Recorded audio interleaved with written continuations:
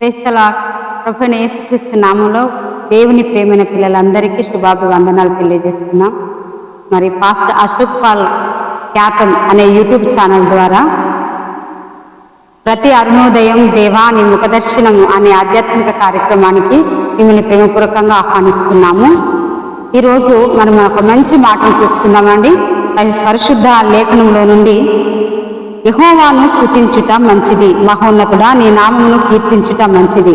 92వ కీర్తన 1-2 వచనాల్లో ప్రభు తెలియజేస్తున్నారు కదా, యెహోవాను స్తుతించుట మంచిది, మహోన్నతుడా నీ నామమును కీర్తించుట మంచిది.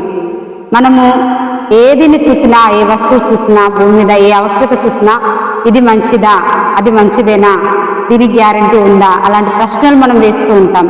మరి ఏదైనా మంచిది ఉంటుందా అండి? కొద్ది రోజుల తర్వాత అది చెడుగా, అంటే స్పాయిల్ అయ్యేదిగా, పాడయ్యేదిగా కనిపిస్తుంది. దేన్ని చూసినా కూడా ఎక్స్పైర్ అయ్యేదిగా, పాడేదే కనిపిస్తుంది.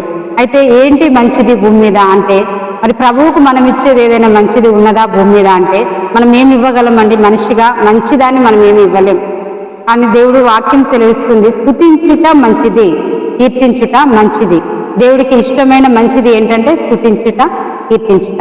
కాబట్టి ఈ రోజు నుండి మరి గుణగడం, సనగడం, కోప ఆవేశాలు మానేసి ప్రభుని స్తుతించుదాం, ప్రభుని కీర్తించుదాం. ఆ రీతిగా దేవుడు మనల్ని అందరినీ కూడా దీవించి ఆశీర్వదించును గాక.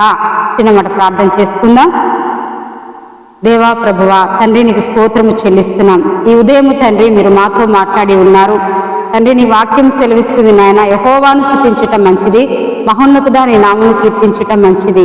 ప్రభు, అనేకులు అనుకుంటారు మాకు ఎవరు మంచి చేస్తారు, నాలో ఏ మంచి ఉంది అని కృంగిపోతూ ఉంటారు. కానీ నీ వాక్యం సెలవిస్తుంది స్తుతించితే మంచిది, కీర్తించితే మంచిదని.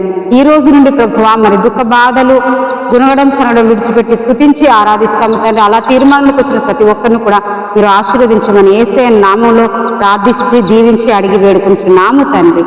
ఆమేన్.